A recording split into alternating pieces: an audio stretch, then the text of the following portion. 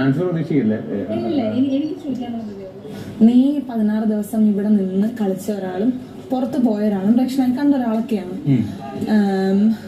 എന്താ ഞാൻ കളിക്കുന്നുണ്ടോ? കളിക്കുന്നൊക്കെ ഉണ്ട്. ഗെയിം കളിക്കാതിരിക്കുന്നൊന്നുമില്ല. ഗെയിം കളിക്കുന്നുണ്ട്.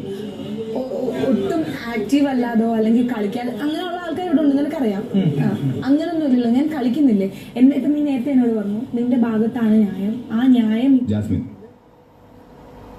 ജാസ്മിന് എന്താ അറിയേണ്ടത് ഞാൻ പറഞ്ഞുതരാം. കൊല്ലാൻ തുടങ്ങിയതാ.